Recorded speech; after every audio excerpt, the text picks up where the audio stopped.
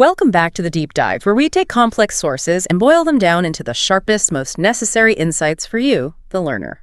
Today, we're tackling a really compelling set of sources, focusing on an ancient narrative of morality, corruption, and consequence. The life and mission of the Prophet Lut, peace be upon him. This deep dive isn't just a historical footnote, it's a comprehensive, really detailed study of how societal collapse can become, well, institutionalized. That's an excellent way to frame it.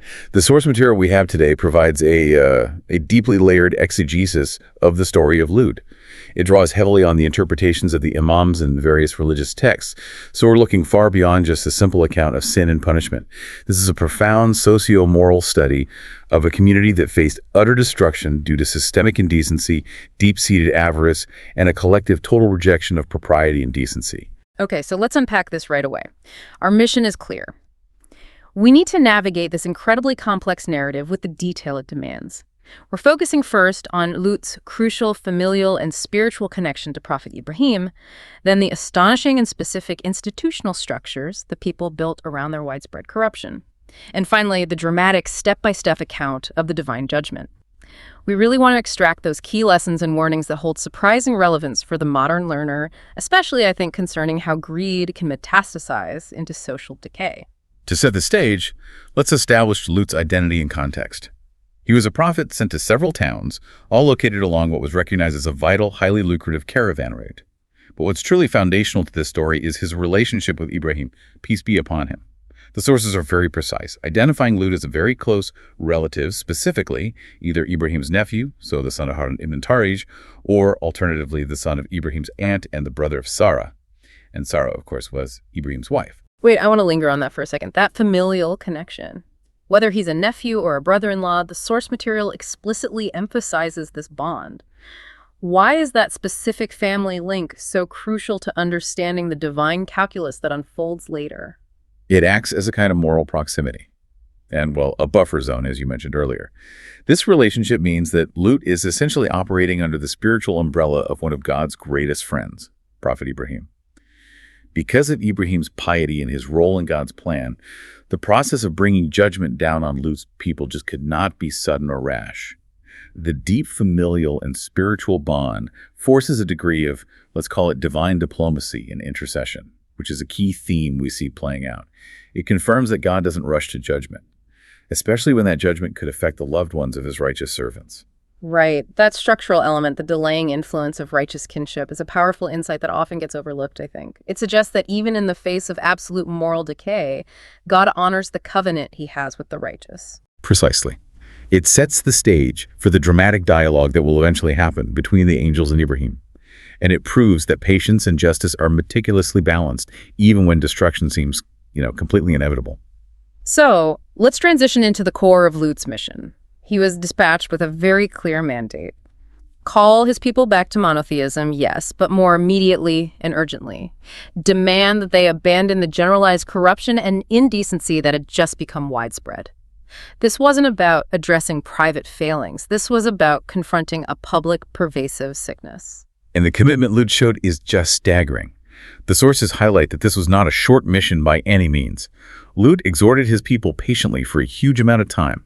Some narrations suggest he struggled and preached consistently for 3 decades, 30 long years.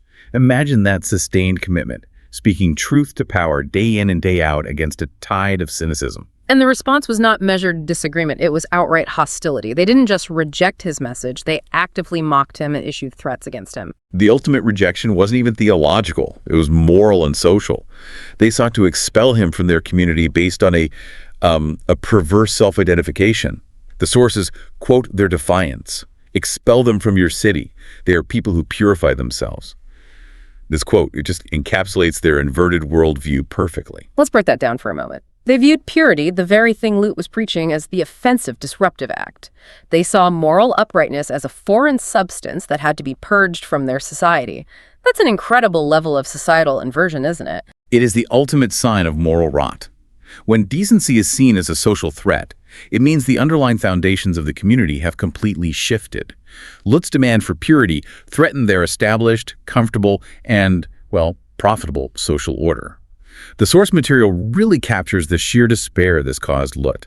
After decades of antagonism and rejection, he's quoted as saying, "If only I had strength against you or strong support to resort to." This feeling of total powerlessness against a mobilized, wicked majority eventually led him to curse his people, realizing that only a divine intervention could resolve the crisis. This struggle leads us directly to what the sources call the geography of corruption, because the problem wasn't just inherent depravity, it was rooted in avarice, fueled by location. Where exactly were these cities? The location is the engine of the corruption. This region was the most vital crossing point for caravans moving between major commercial centers, particularly between Yemen and Sham, which is modern Syria. The sources place the region approximately 50 kilometers from where Ibrahim resided. And crucially, it was a naturally abundant area, a green region with gardens and plant life. So if you're a traveler crossing a desert territory, this green spot is your essential rest stop. It's unavoidable, a geographic necessity. Exactly. It was a mandatory transit point. Initially, the sources say the inhabitants were good people, they attended to visitors appropriately. But as the volume of traffic increased, that natural advantage rapidly fueled avarice and corruption. The greed became intense. They recognized that every visitor was a source of wealth, but also a potential drain on resources. So what was the logical conclusion of this intense, uncontrolled greed? It led to a calculated, institutionalized strategy. They needed to repel visitors. They couldn't just ignore travelers or charge exorbitant rates. They had to make the entire region hostile and terrifying. The sources connect this transition directly. The failure to control avarice led to them adopting institutionalized indecency, specifically sexual assault, as a deliberate, generalized mechanism to control and stop the lucrative caravan traffic. It moved from simple greed to using violation as a business tool. That is a staggering realization. The depravity was economic warfare disguised as sin. And we know that the eventual punishment dramatically altered the region's geography, right? It did. The site of destruction was near Syria, and the sources connect the catastrophe to subsequent powerful earthquakes that occurred between Syria and Egypt. The physical evidence left behind, large rocks and deep fissures, were considered by ancient scholars as a permanent geographical reminder and warning of the judgment that had taken place there. The earth itself was scarred by the moral failure. Now, before we delve into the shocking specifics of how they carried this out, let's clarify the scope. Was this confined to one massive city, or was it a regional network? It was absolutely a regional failure, which just underscores the scale of the crisis Lut faced. The sources do vary slightly on the exact count, though. One specific narration lists 4 distinct towns that fell under Lut's mandate: Sudum, Sadim, Ladana, and Amira. And there's a broader understanding that links this regional failure to other traditional texts. Yes, the broader scholarly estimate often counts a total of 5 cities. These are named as Sudum, Amura, Duma, Saura, and Sabu.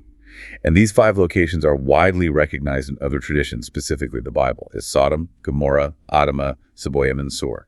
So whether it was 4 or 5, the crucial takeaway is that Lut's message was rejected across a whole network of communities centered on that vital, prosperous caravan route. The significance here is profound. Lut was fighting a regional consensus, not just a local problem. The failure was systemic, self-reinforcing, and deeply rooted in economic advantage, which is why 30 years of preaching made no dent whatsoever. And that institutional scale is what ultimately necessitated a total corporate judgment rather than reform.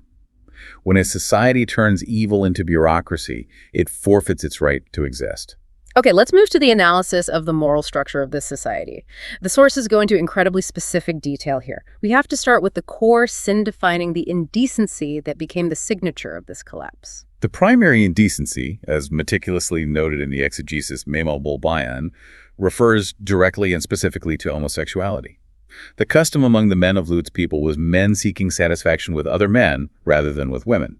And this was not an occasional deviation. It was, according to the sources, a socially accepted norm. And the sources immediately attach an existential consequence to this act, which moves it beyond a simple moral failing and positions it as a threat to humanity itself. This is the critical interpretive angle. The exegesis of the verse, which states they cut off the path of human reproduction, emphasizes the fear that the human race itself would become extinct.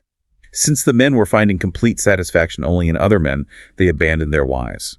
This abandonment wasn't seen simply as spousal neglect. It was seen as a direct threat to the continuation of humanity. The moral failing was thus translated into an existential crisis for the entire species.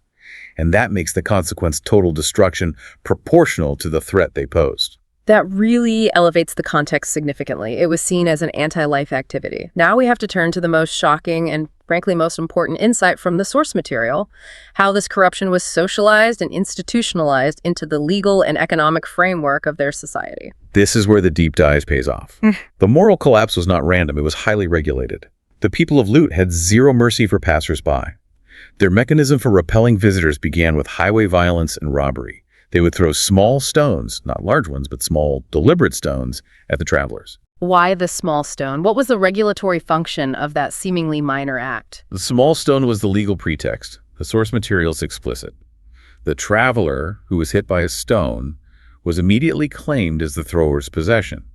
They were seized, forced into sexual relations, and then, and here's the bureaucracy of sin, the victim was given exactly 3 dirham in mandated financial compensation for the damage caused by the assault. I need to grasp the full implication of that. 3 dirham.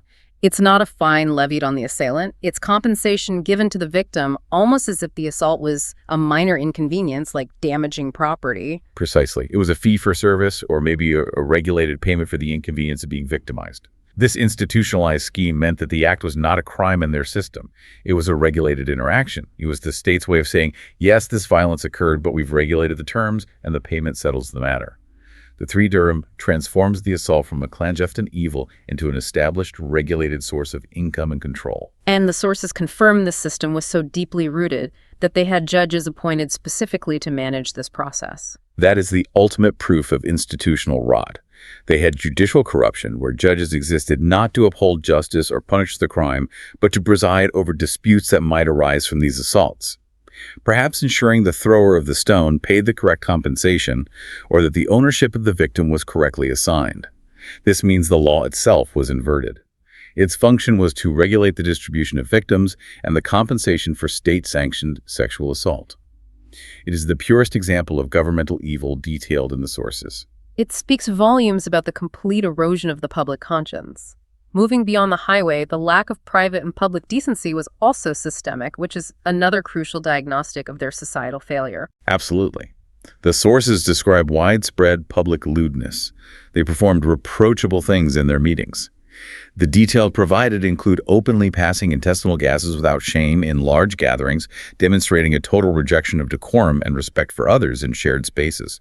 Furthermore, they performed various sexual acts publicly, with whomever they desired, without any regard for location or the presence of the community. It's a deliberate rejection of modesty, a statement that they were entirely unbound by social contract or shame, and this rejection extended to personal hygiene, which the sources also flag as a significant issue. That's right. The people of Lut did not believe in cleanliness or in taking a complete ritual bath, known as ghusl. This refusal of ritual and basic physical cleanliness is viewed by the sources as a mirror of their spiritual decline. They rejected purity on every level: physical, ritual, and moral. We have to address the origin story of this corruption, which the sources attribute directly to the devil, offering a detailed narrative arc of how this sin became normalized. The narration provided by Imam Bakir, peace be upon him, is incredibly insightful here. It starts by establishing that these people were initially among God's best creation. They were travelers who adhered to their religious laws and traveled with their women.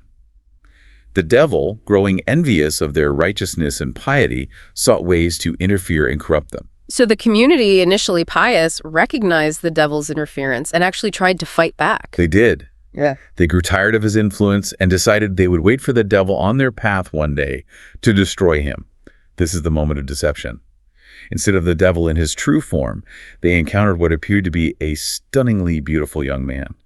The devil, using the perfect guise of innocence, set his trap. And he used a psychological vulnerability to initiate the physical act, didn't he? Precisely. The people, seeing this youth, tasked one man with guarding him overnight. The youth, the devil in disguise, then began to cry out, feigning distress. He claimed he could not possibly sleep unless someone rested him on their chest. This was the pretext for the intimate, non-sexual physical contact. A man accommodated him, and in that private moment, the devil secretly taught the man the specific form of having an erotic relationship with the same sex before vanishing. And that initial deceitful act became the contagious spark. How did it transition from a single secretive act to a widespread, institutionalized social practice? It normalized rapidly. Yeah. The men, having learned this new form of satisfaction, began actively replicating the act. They started waiting on the path for travelers, attempting to perform the same acts that the devil had demonstrated. And as we discussed, once travelers became too repelled by the judicial corruption, the moral spiral accelerated. The men abandoned their wives completely and focused exclusively on young boys as their objects of desire. And the corruption of the men wasn't the end of the devil's work. The source confirms he targeted the women next. Yes. Having successfully corrupted the entire male structure of the society and led them away from lawful relations, the devil then sought out the women. He excited them and specifically taught them how to satisfy themselves with each other, completing the corruption across all demographics and forms of relationship within the community. It was a total moral siege, executed in stages. This analysis of societal collapse is further detailed by Imam Ali, peace be upon him, who offers an incredibly specific list of 6 seemingly minor habits prevalent in Lut's community that he warned were becoming customary in his own time. Why focus on these mundane details? This is a crucial point for the modern learner. It demonstrates that moral decay isn't only measured by spectacular crimes, but by the loss of general public decorum and internal modesty.